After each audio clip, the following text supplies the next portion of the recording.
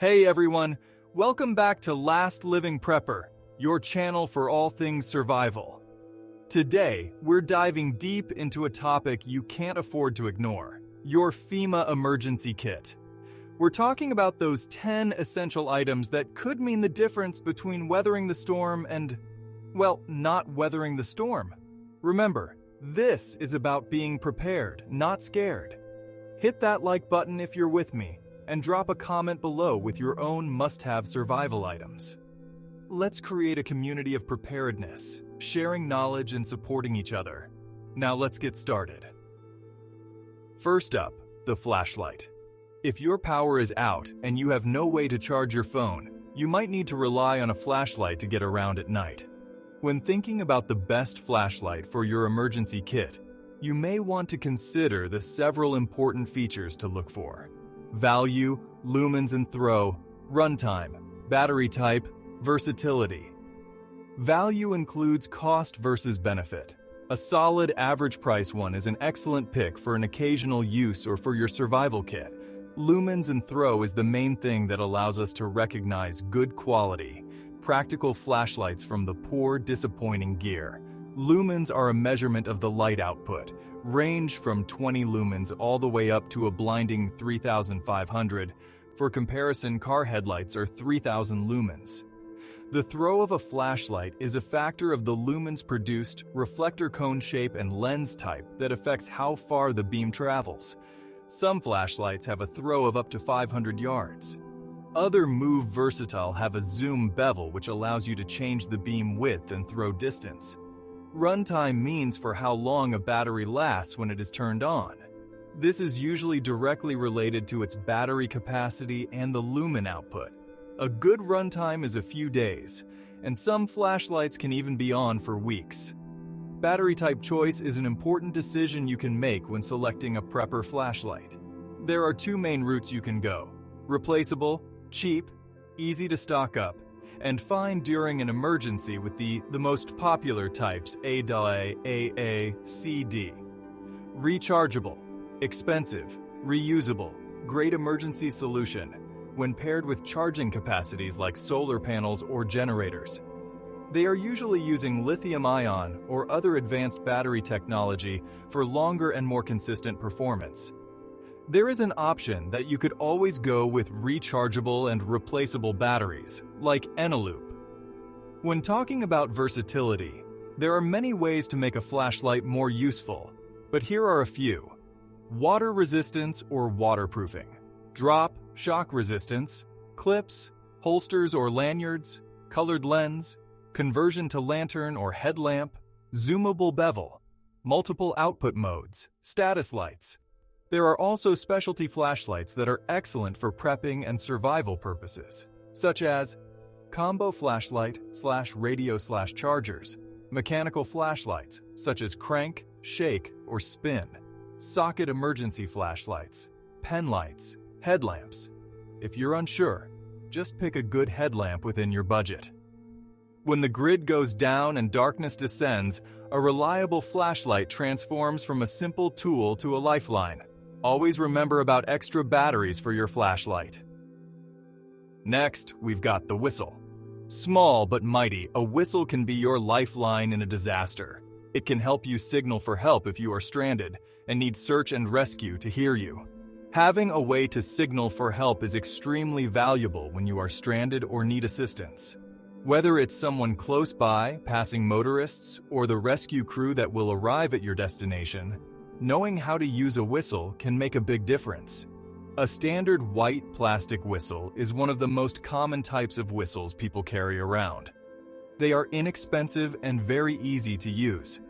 There are several types of emergency whistles that can help you survive or be saved by someone else. The Storm All-Weather Safety Whistle is the loudest whistle on the market, producing noise levels over 130 decibels. Its unique patented design allows it to be heard underwater up to 50 feet, making it suitable for sailors, boaters, and divers. Another option is the Sonic Blast Emergency Whistle, which is extremely loud at 120 decibels and features a multi-toned sound with 2 chambers and 4 resonators. It's durable, portable, and ideal for hikers, campers, and rescue operations. Another emergency whistle you can find is the Acme Thunderer whistle. This whistle has been a standard for emergency personnel for over a century and is renowned for its loud and powerful sound. It emits a sound of up to 120 dB, making it one of the loudest whistles available on the market. Keep in mind that most emergency whistles fall within the 90, 120 decibel range, comparable to the sound of a chainsaw or rock concert. Up till now, we have talked about survival whistle devices that can be used for calling help or warning. Whistling is also a learned skill that can be acquired through some practice. In some parts of the world, such as northern Turkey, whistling is the native language of people. Some of the popular techniques are pucker whistling. In this type of whistling, the tip of the tongue is lowered and placed behind the lower teeth. Then the air is sucked and expelled through O-shaped lips. This creates turbulence, which in turn produces a distinctive sound, whistling. Finger whistling, also known as wolf whistling. Finger whistling is a whistling method that requires inserting your fingers into the mouth. A lot of force is needed to produce this form of whistling. It produces a loud sound, and for this reason can easily catch someone's attention in an instant. Hand whistling. This type of whistling requires cupping of hands together and blowing air through it. Hand whistling uses the chamber in your palms to elevate your breath and create a loud sound. Make sure to purse your lips in an O shape before you place your cupped hands on the top of your mouth. Teeth whistling. During this teeth whistling, you will need to extend your lower jaw a little. Next, you will have to pull back the corners of your mouth slightly. No need to show your lower teeth. However, you can expose your upper teeth. Draw in the tongue so that it is the same level as your lower teeth. Suck in the air deeply and blow air through the space between your teeth and tongue. Keep at it until a loud and clear sound is produced. We're talking about dust masks. Depending on the emergency, you may need a mask to help protect you against contaminated air. The main purpose of a dust mask is to protect the wearer and prevent illness. More specifically, preventing the development of respiratory illnesses. These types of problems can reduce the quality of life as well as its length. Dust masks should be used where there is the risk of inhaling dangerous substances which can cause coughing, wheezing, shortness of breath, or breathing difficulties. As the name suggests, dust masks should only be used for filtering out particulates. If there's physical dust in the air, use a dust mask. If you pick the N95 dust mask, it will offer protection from tiny particles found in the air that might have viruses in them. A dust mask with an N95 rating also received the certification from CDC and other governing organizations. Do not use a dust mask to filter out anything chemical. For that, use a respirator. It is recommended to have a pack of particulate respirators, or at least one for every member of your family, and keep near your survival first aid kit. There are natural emergencies such as earthquakes, fires, hurricanes, tornadoes, or even volcanic eruptions which can cause high volumes of dust and smoke in the air which harm lung tissues, and there are man-made emergencies such as wars or chemical attacks. Adding the respirators to your emergency first aid kit will offer more protection to you and your family members in any kind of condition. The factors to consider when buying a mask or a respirator: intended purpose. You need to know whether it fits the particular purpose you intend it to fulfill and the kind of protection you aim to receive. Coverage. Your choice should be based on the specific coverage offered by the best breathing mask. You have two options: half mask and full face coverage mask. The half mask mainly covers your mouth and nose, while the remaining parts of your face are unprotected. The full face coverage mask gives complete coverage, protecting your entire face and eyes from all the harmful substances that they may deal with. Durability. You need to know how long a specific mask lasts and be aware that you can usually find the answer in the packaging or the instructions provided by the manufacturer. Most disposable dust masks can only be used once. Remember, if you have stored the mask directly in sunlight, or if it got wet or exposed to debris and dust, then you need to check its insides thoroughly to determine if there are visible signs of harm or damage. The filters or cartridges that are the replaceable ones often have their individual expiration dates. To be on a safe side, a mask with opened filters or cartridges has to be stored in an airtight container or package all the time. Every time before use, examine the filter and the mask's body to determine if you can still safely use it. Filter. Check the filter of the mask. Note that one way to distinguish different types and models of a dust mask is to find out whether it has disposable or replaceable filters. If you go for the disposable type, then be aware that you will only be able to use it for a specific period before you should discard it. The mask with a replaceable filter or cartridge often features two components, the body and the filter or the cartridge. The combined components actually improve the durability of the mask. In case the filter is no longer usable, you can replace it. This means that you do not have to discard the entire mask. Fit check whether the dust mask fits you properly and securely too. Keep in mind that regardless of the overall quality of the mask, you can only expect it to become effective if it has a proper fit. Several masks actually have a few options in terms of sizes, namely small, medium, and large.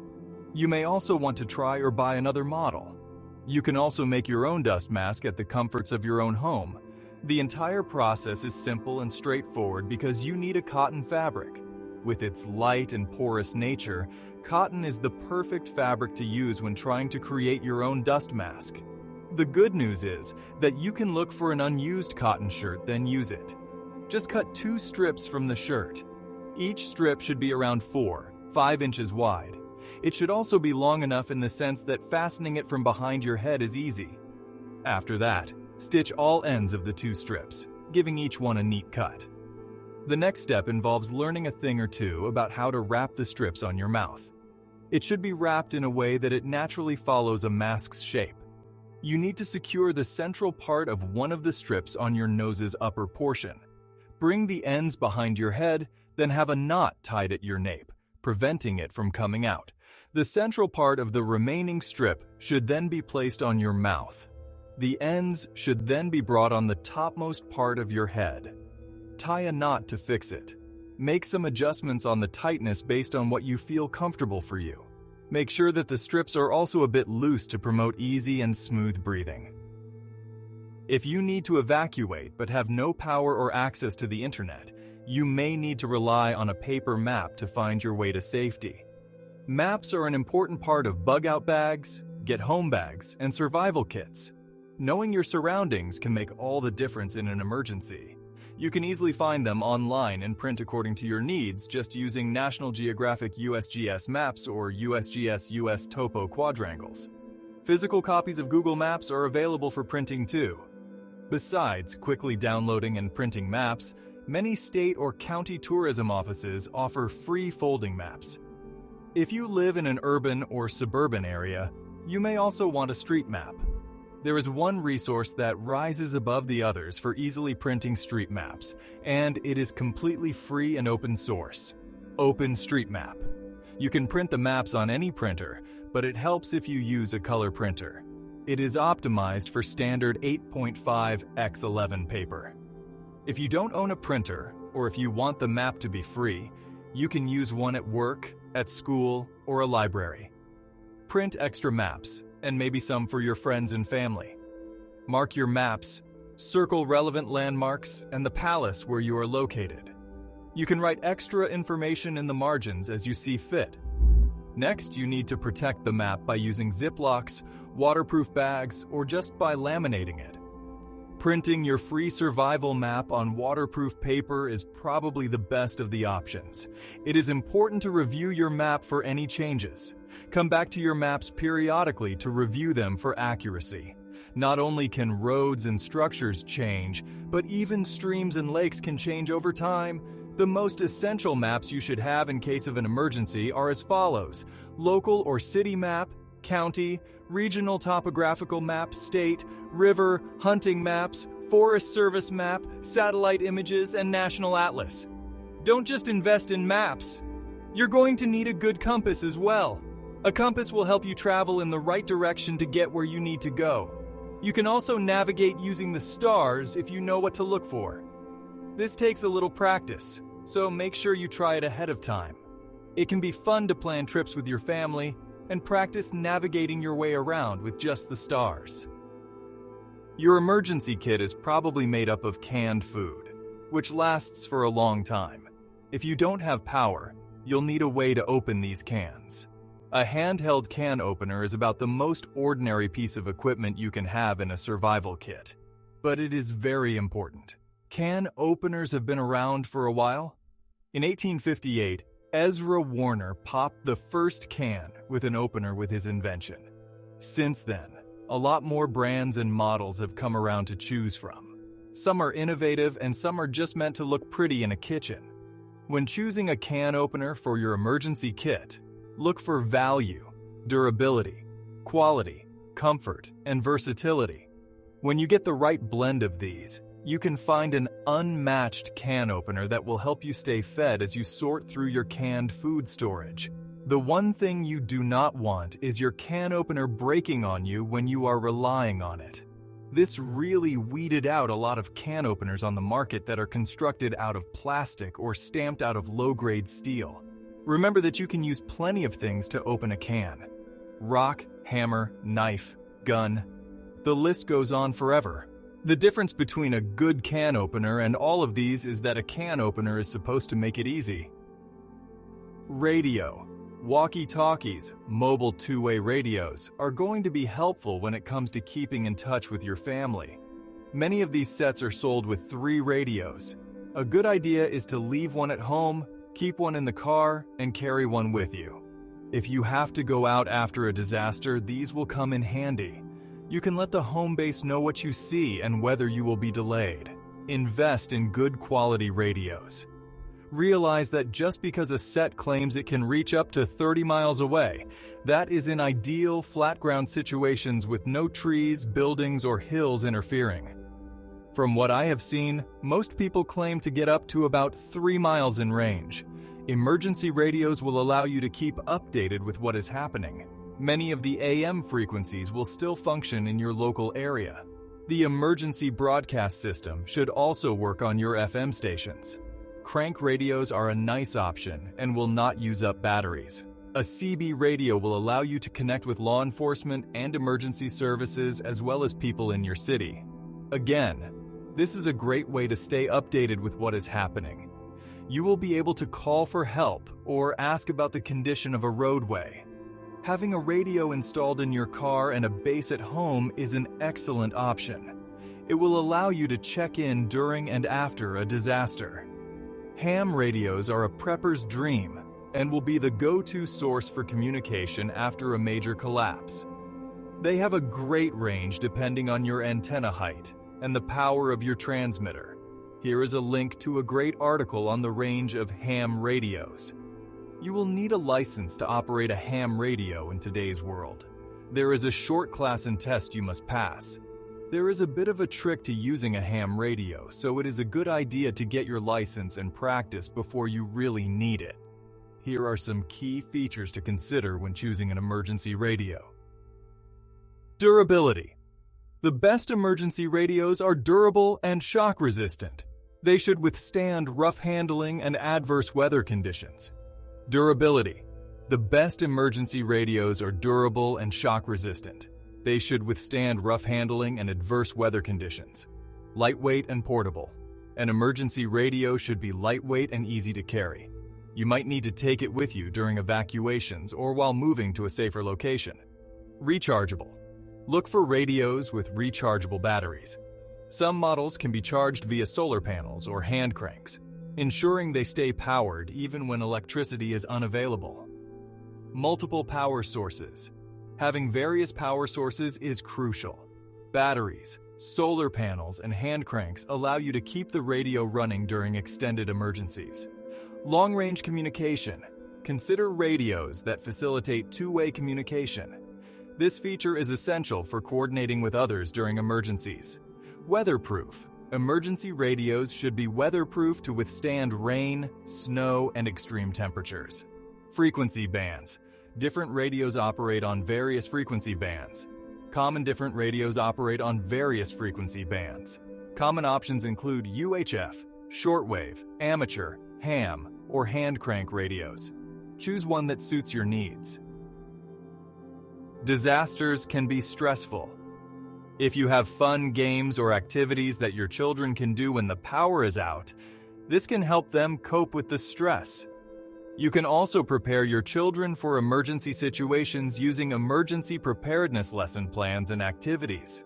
It can include games, disaster lessons, simulations and game ideas, disaster printables and worksheets. Adding emergency prep lessons to your learning can help kids remain calm during tough times. It can also help kids with problem solving, teamwork, creativity, leadership, and even communication during emergencies. Tips for teaching your child what to do in an emergency. Talk to your kids in a calm way about preparing for weather and disasters. Remember, emergencies for kids can be super scary. Review a wide range of emergency situations: earthquakes, hurricanes, tornadoes, severe thunderstorms, ice storms, fires, hazardous material spills, stranger danger, and other unexpected emergencies. Discuss different emergency scenarios and how to handle them. Cover what to do before, during, and after different types of emergencies. Make a family emergency preparedness plan before, during, and after. Use educational videos and open discussion to help calm fears. Add drills as part of your emergency preparedness activity. Ideas can help kids understand exactly what to do in an emergency and confidently develop the skills they need. Print out the FEMA Prep Checklist or the Red Cross Emergency Preparedness Checklist and go through it with your kids. Games to teach emergency preparedness. Ready to Help Game, Disaster Master Game, Build a Kit Game, Build a Kit Game, all the listed games you can find on the internet. Conditions during and after a disaster can vary dramatically. You may need to provide immediate care to an injured family member. First aid kit and medical supplies. A comprehensive first aid kit. Beyond bandages and painkillers, your first aid supplies should cover a wide range of medical situations. Stock up on items like antibiotics, antiseptic creams and liquids, and wound dressings such as multi-size bandages, steri strips and butterfly bandages to close minor lacerations, trauma dressing, curved Kelly clamp, quality tourniquet, reusable gel packs, Fell's Naphtha soap to wash off poison ivy, oak, or sumac from skin and clothes, eye wash, tweezers and scissors, baking soda, hydrogen peroxide and 2 drops of peppermint oil make a great gum treatment and toothpaste. An ear oil natural remedy. Usually has garlic oil and mullein oil. Non-drowsy antihistamine such as Claritin, zinc oxide cream rashes, and a sunscreen. Imodium for diarrhea. Laxative tea bags. Hydrocortisone cream anti-inflammatory. Good for rashes. Multivitamins. Extra Vit C and zinc. Also chamomile tea bags. No basic wound care, CPR, and first aid procedures. Oral antibiotics may also include garlic oil, honey, cayenne, thyme oil, peppermint oil, and eucalyptus oil as herbal alternatives or fresh garlic or ginger. Other antibacterial essential oils are as follows: calendula, tea tree, lavender, oregano, and clove. Stack up medical supplies if you suffer from chronic conditions such as high blood pressure, heart conditions, diabetes. They may not be available after a collapse. Customize your kit based on your family's specific needs. Consider adding prescription medications, allergy medications, asthma inhalers, if applicable, glucose monitoring supplies for diabetes, and specialized pediatric supplies if you have young children. Your pet is a member of your family. You will want to have enough of their supplies for several days as well as a favorite toy to comfort them. This is why they should be included in your family's emergency plan. To prepare for the unexpected, keep your pets in mind as you follow these tips. Make a plan. Build an emergency kit. Stay informed. If you have a plan in place for you and your pets, you will likely encounter less difficulty, stress, and worry when you need to make a decision during an emergency. The things to include in your plan. Know what to do with your pet during an evacuation, a safe place where you can take your pets before disasters and emergencies happen. Develop a buddy system. Plan with neighbors, friends, or relatives to make sure that someone is available to care for or evacuate your pets if you are unable to do so. Have copies of your pet's vaccination record, and make sure your pet is microchipped. Keep your address and phone number up to date and include an emergency contact outside of your immediate area. Keep contact information for your local emergency management office or animal control office and shelters on hand in case you become separated from your pet. Build a kit for your pet. Just as you do with your family's emergency supply kit, think first about the basics for survival. Review your kit regularly to ensure that their contents are fresh. The items to include in an emergency kit for your pet: food and water. Keep several days' supply of both. Keep food in an airtight, waterproof container and have a water bowl to use medicine. Keep an extra supply of the medicine your pet takes on a regular basis in a waterproof container. First aid kit. Include items appropriate for your pet's emergency medical needs. Backup collar with ID tag and a harness or leash. Have copies of your pet's registration information in a waterproof container and available electronically. Traveling bag, crate, or sturdy carrier for each pet. Grooming items. Pet shampoo and other items in case your pet needs some cleaning up. A picture of you and your pet together. If you become separated from your pet, a picture will help you document ownership and allow others to assist you in identifying your pet. Sanitation needs. Include pet litter and litter box, trash bags, and other items to provide for your pet's sanitation needs. Familiar items. Put favorite toys, treats, or bedding in your kit to reduce stress for your pets. Stay informed. Stay informed of current conditions and know how you will receive emergency alerts and warnings. Download the FEMA app to get weather alerts for up to 5 different locations anywhere in the United States. Always bring your pets indoors at the first sign or warning of a storm. A simple wrench or a pair of pliers can be surprisingly versatile. These tools can come in handy if you need to turn off utilities. For an emergency kit, it's recommended to have a 12-inch or larger adjustable wrench. Alternatively, a smaller adjustable wrench with an extra-wide jaw can also be useful. Consider keeping the wrench in a zip-top bag and taping it next to the valve for easy access during emergencies.